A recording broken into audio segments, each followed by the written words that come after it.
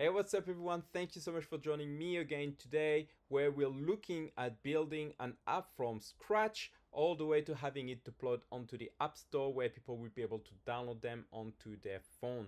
And the case study is an alarm app that I'm calling ZeroMiss that allows you to set alarm for things that are important in your life in a way that is a lot smarter than the default apps that you have on the iPhone, for example. Okay, and we're doing this as part of the competition called Shipaton, organized by Reanimated. And this is the fourth video in the series of being able to build an app from nothing to all the way to having it in the hands of people, where last video we looked into the design, mocking the different screens.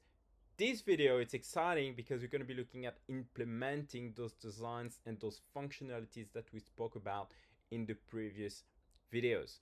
Okay, so it's going to be a little bit of a challenge. You're going to have to bear with me. We're going to be jumping from code to video of myself to the app itself, just because I want to be able to show you a little bit about the code. We won't see all the code of it because there's some parts that are going to be complex, and I want to keep this video really focused on showing you what are the steps you need to take to be able to get an app out, not really about how do you build an app. This video is not about building an app. It's about showing you what I do when I build an app from nothing all the way to the App Store. Okay, so I'm going to be showing you some code, but really the intent is to show you what is necessary to get there. I'm going to be using some AI as well, just to show you a little bit of my workflow on how I do that, how I structure my code and whatnot. And let's jump straight into it, where we're going to be looking at building that very first screen. That with screen we're going to start with is this screen here. Okay, so we're going to go and implement that together right now. So let's jump into the code. So first of all, what you want to do, if you jump into your terminal, here of my terminal, you want to be able to run npm start or whatever other package manager you use for your JavaScript or TypeScript. And what that's going to do, that's actually going to start the server for you to be able to have that hot reload that I spoke about in the setup video. Okay, so if you haven't seen that video, just go back a few videos back and you'll be able to see how you set up locally, and you'll get that hot reload automatically for free with React Native. And if we go in here, I'm just going to go and npm run iOS. But before I do that, actually, let's jump into Xcode for a minute. In Xcode, remember how we went and created a bundle identifier? We want to add that in here, and cultivex.ZeroMiss, we called it ZeroMiss. Here we go. And for the team here, I'm building with Cultivex, so hence why I'm going to do that. And it says that it's gonna need a development team. It automatically loaded it, and now we good to go. So now I'm gonna start up my app. So npm run iOS. What that's going to do, that's going to go and build the app for me and start it up into the simulator, just how we got here. So see how fast it was, just because I already built it once, and so it keeps the cache of what is built before. So now we're going to go into the code and we're going to change this page. Okay, so for the code, I'm using what is called an ID, which is a development environment. This is what most developers actually use. I use one called Cursor, which is a fork of VS Code. Okay, so feel free to use VS Code. It doesn't matter if you use Cursor or VS Code. It's just Cursor has coding AI built in that I really like. Although I use Claude most of the time now, I still use Cursor for the autocomplete. And autocomplete is going to actually complete the various different lines for me, or multiple lines as well. So now, first thing we're going to do is we're going to create a folder here, and I'm going to call that app. This is where we're going to have essentially the app in, and here I'll create a new folder here, a new file, sorry, here that I'm going to call app.tsx. And in here, I'm going to create what is called a component. A component, if you want, is like a container for what you're actually going to have in there. For example, I'll have a container for the old page, and then I'll have a container for the header in the page. So if we look at that image here that we had before, is that this header here is going to be its own component, so that when I write code, I write one component per file, so that if I need to make any changes in this one, I only have one file to change, and I don't have like 10,000 lines of code inside the same file. I only have one little file that contains only this part here, so I know that I'm changing only that little part here, and that's what we're going to be starting with, right?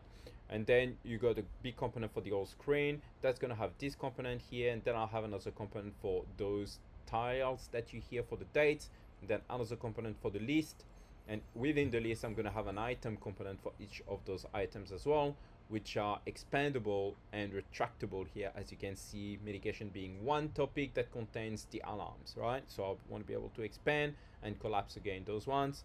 Then I have yet another component here for the navigation. We're not going to be doing the navigation right now. We're just going to be doing the whole screen with those elements here, okay? So let's start from the beginning. So here I'm going to create a component, and here I'm just going to call it my app, right? And this is, I'm not going to be teaching you JavaScript here, okay? This is using React, by the way. React Native uses React, so this is what's so good about it. I'm not going to be teaching you that right now, but here, if I just do a text here,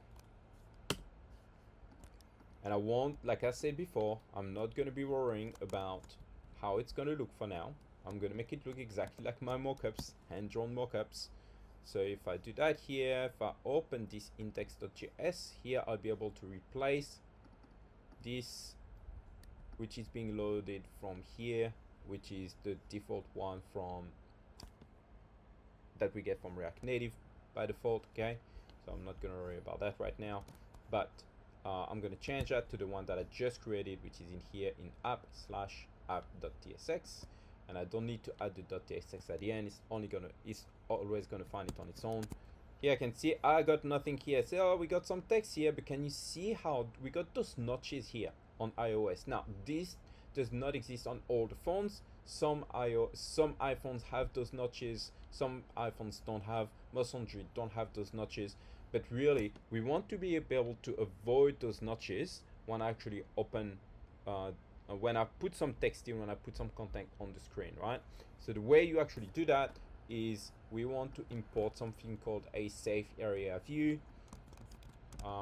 Safe area view here, which comes from the package called React Native Safe Area Context, and this I'll be able to specify which edges do I want to automatically find whether there is a notch or not. And those notches on iPhone, this is kind of like the cameras, yeah, as you would know, the whole face of the recent iPhones are just a touch screen essentially, so those notches just show up.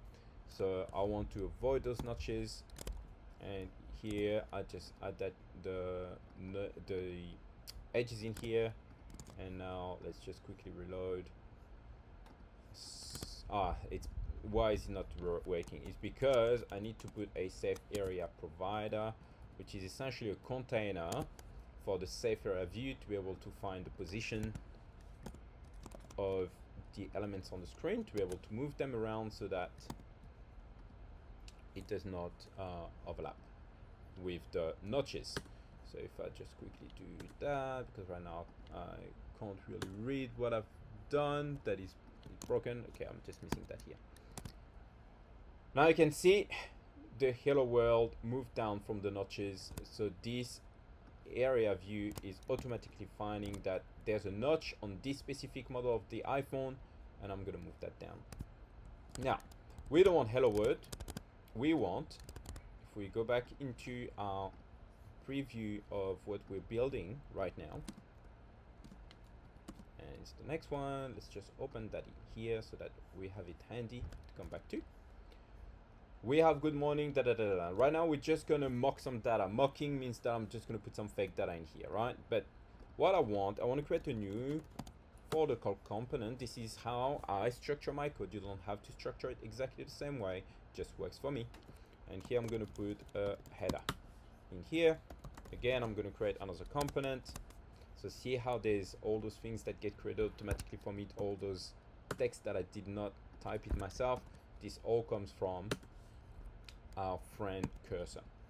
And here I'm just gonna say good morning.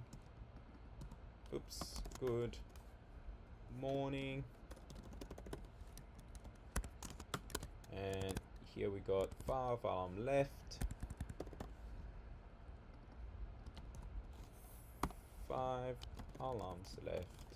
And I'm gonna change things a little bit here. What I want, I'm actually want that on the same line. So the way I do that is I create another view here.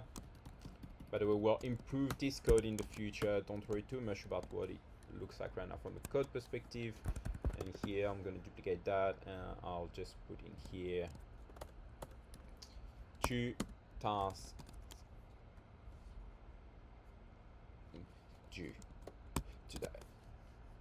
And here I'm just gonna put a style. So style allows you to basically how do you represent this specific view? This view, if you're familiar with HTML, this is kind of like your div in HTML, okay? And you can style it the way you want it, so you can represent it the way you want it. You can put a background, for example. You can put a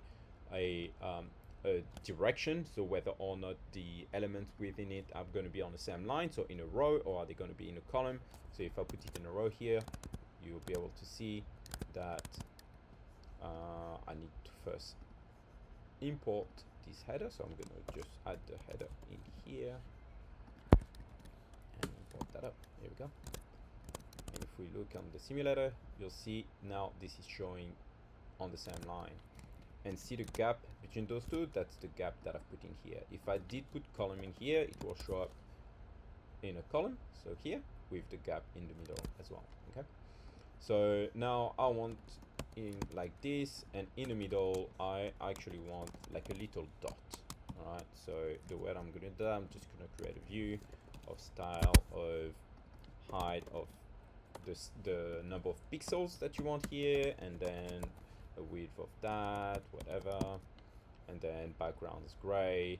I'm gonna put a radius to it of 5 so that it's actually a circle, right? So if you put at least half of what is your height and width here, and here we have like a straight square, it's just going to create a straight circle. So here we go, that's here. Now you can see how it's not aligned. If you want to align that, you can do that by using align the items that is within that container. So this view container, which ends here, I want that to have the item being on a row, but I want them to be centered aligned, okay? And now if you look, see that dot is in the middle. If I remove the center, the align center, see that dot is not in the middle anymore, okay? There we go. So this is the start. I'm just gonna speed code through this quickly and show you the results after that, okay?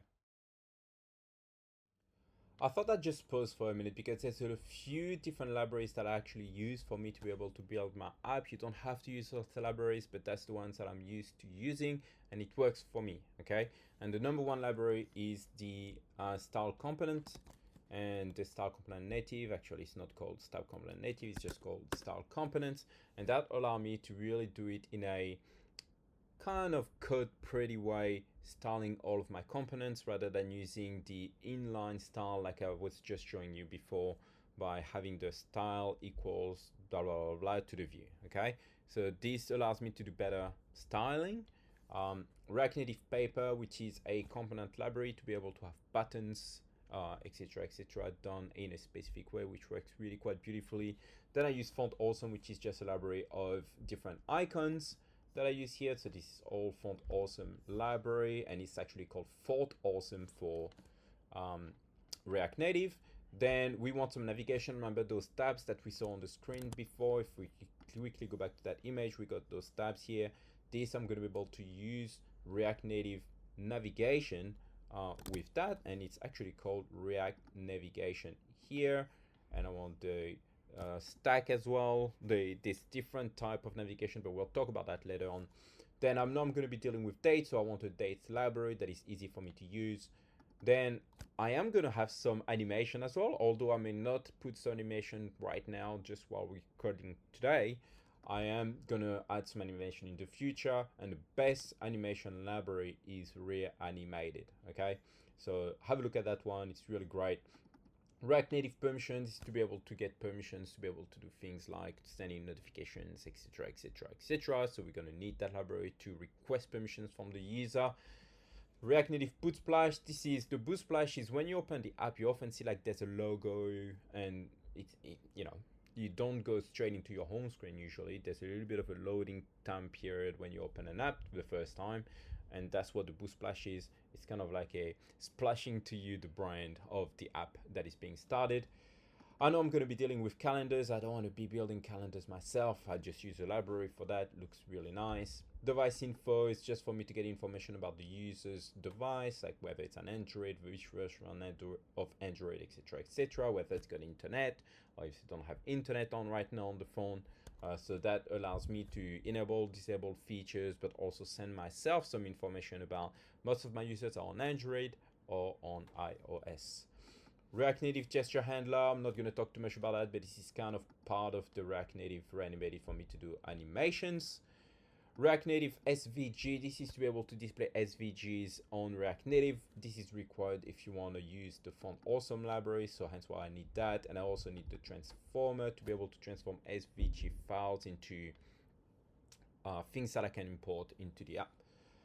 React Native worklets, that comes with React Native Reanimated, so nothing to really talk about. This one I actually have it at the beginning already, so I can just remove that. And then I got UUID. This is for me to be able to create IDs for the different alarms that are going to be created in a way that they're not going to conflict. So when, for example, I want to create 10 different alarms, I want to be able to identify each of the different alarms for me to modify them if I want to modify the time of it, etc., etc. I don't want the risk of modifying one that modifying another 3 as well. And this UUID makes sure that it generates a random unique identifier for each of the alarm so that there's no conflicts between them, okay? Or very, very minimal chance of having a conflict. Like, seriously, if you have a conflict, you're very special. And look, most of us think we're special, we're really not. Anyway, so, and I'm just gonna add with pnpm add here, adding all of those libraries in.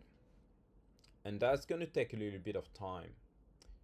Okay, so I'm going to pause the video here and come back after. Okay, so it's done. Now what I'm doing is I'm rebuilding the app to be able to have that actually running on the simulator, because I added so many different libraries. Some libraries use the Apple API, so the phone's API, to be able to do things within the phone. Hence why I need to go and rebuild it. So right now it's rebuilding. So here's where we have, so now we got a header with the good morning, how many alarms are left. This is not properly calculated right now, it's mock data. And here now we got the different dates, and we got the list of topics, and under them we got the alarms as well. So this is where we at right now. This is all fake data, by the way, so as you can see. But what I wanted to get back on the video here is to show you how I'm going to continue this part here, date. So what I want to be able to show here, I want to be able to show the next 2 weeks of dates. So here today it's September 3, and then September 4, September 5, etc., etc. And the way I'm actually going to do that, I'm going to use AI to do that. So in Cursor, I got the extension for Claude here. And in here, what I'm going to do is I'm going to do a/init. What that's going to do, that's really going to initialize Claude with my repository. So Claude will be able to go and analyze the different files that I have in my repository. Then we'll be able to tell it to do some work, and it will know where to go to do which kind of work, okay?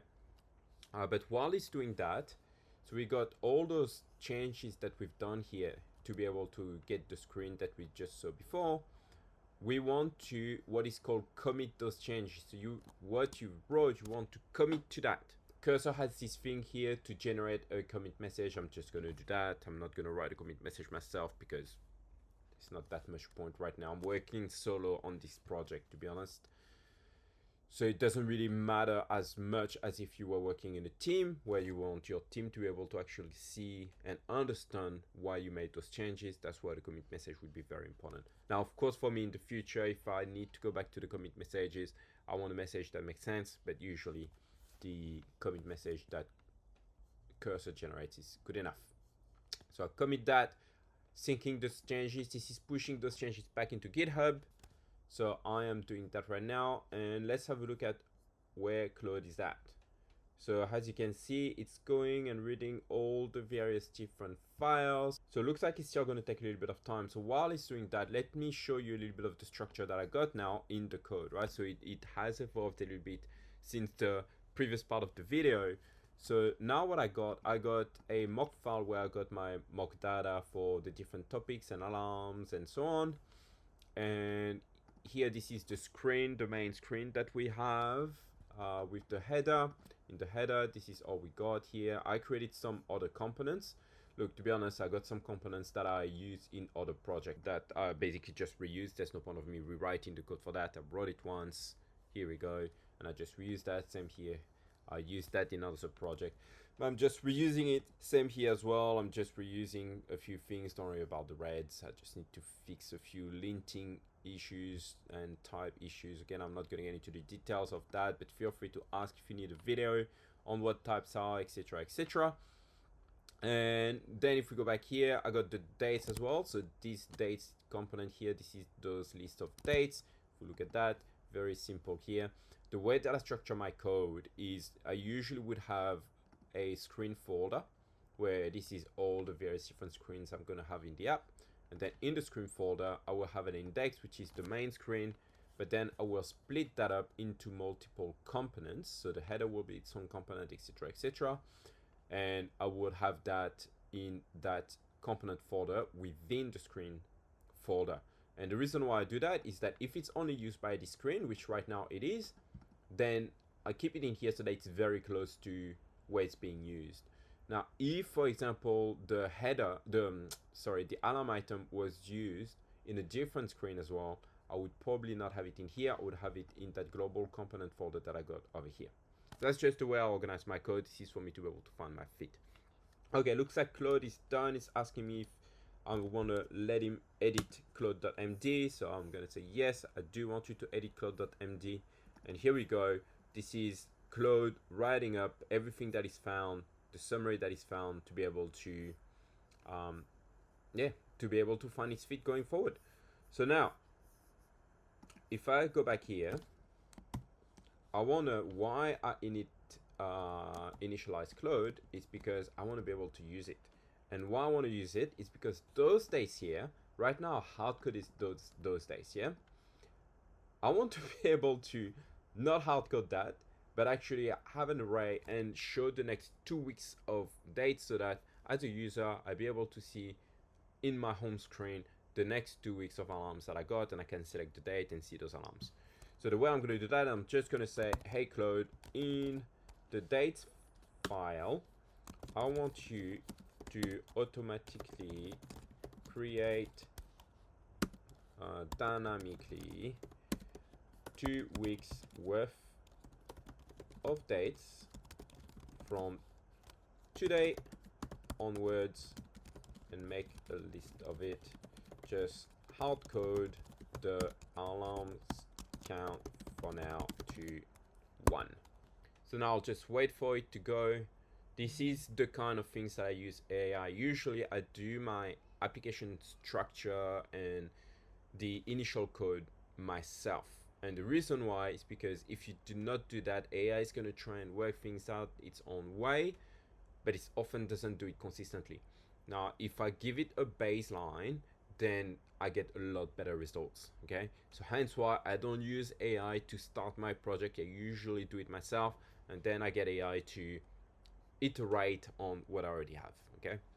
So here we go. So it started to do it. It's even created the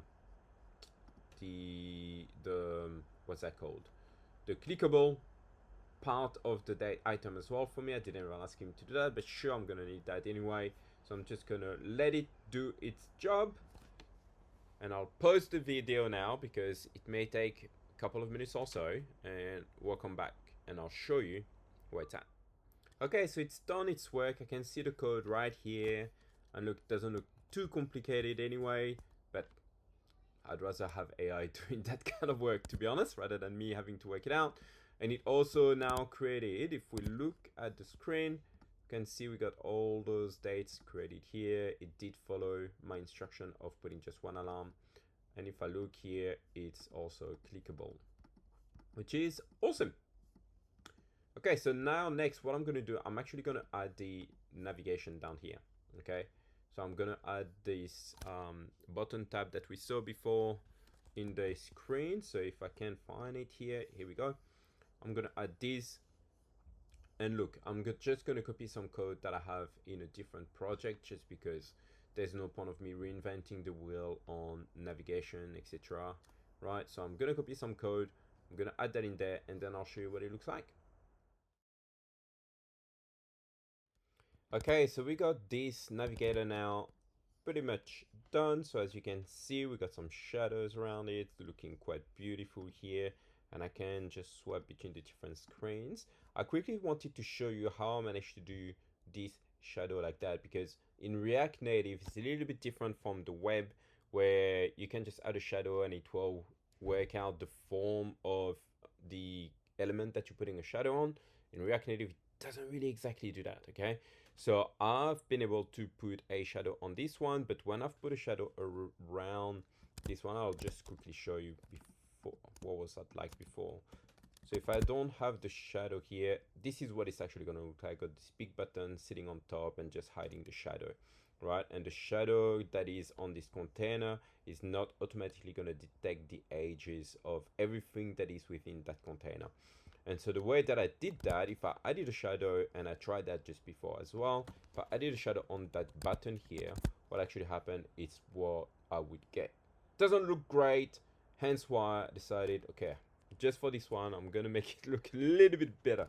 So instead of having a shadow on here, what I have is I actually got that alarm button. I'm capturing on the layout the actual dimension and position of that button, and I'm passing that into another circle that I got here, and that circle is actually sitting behind the container, but has the same position and the same size dimensions as this button here. And so it's essentially a button that I got at the back. If I put it at the front, you'll see what it looks like, and I put it in red, so you can see. So that's actually what it looks like, right? But if I put it behind it, so I'm going to put a Z index, which is essentially the depth of the different elements that you have. I'm going to set that to 0. It's going to be behind it. And now that's what it looks like. We can't even see the red anymore, but I can see the shadow of this element showing behind. And because the container is sitting in front of it, then it hides the bottom part of the shadow. Otherwise, we would have something that like you had here, where you see the shadow as well, following the whole circle, right? So this is how I achieved that. I hope that gives you something. And in the next update, I'm going to show you what this screen is actually going to look like. And we're going to stop this video at that, okay? This is where we're at now. We got that topic screen pretty much ready to go. And if I go over here and create a new topic, let's create one called personal, for example. And for personal, I'm just going to use that little man icon, make it green just because I like the color green. And here I can search through the topics over here, which is great. That works well. If I click on one of them over here, I can go and add my first alarm. So adding my first alarm here, I can add a feed the dog, for example. I can add it into the ad hoc or personal. Personal is selected automatically because this is where we click the button from. And I'm going to say that that's going to be every day at 6 p.m. So if I put 6 p.m. down here, and here I'm going to say it's going to repeat, like I said, every single day. So every day over here, and that's never going to end. And I'm going to add another alarm as well. So if I oopsies, I want it to do every day, apologies. And I just close that one up. And also in the morning, but that's only going to start tomorrow at 7 a.m. So 7 a.m. here we go. That's also going to repeat, but just for fun, we're going to say it's also every day, but we're going to say it's going to end after 5 occurrences, just so that you can see how it works, okay?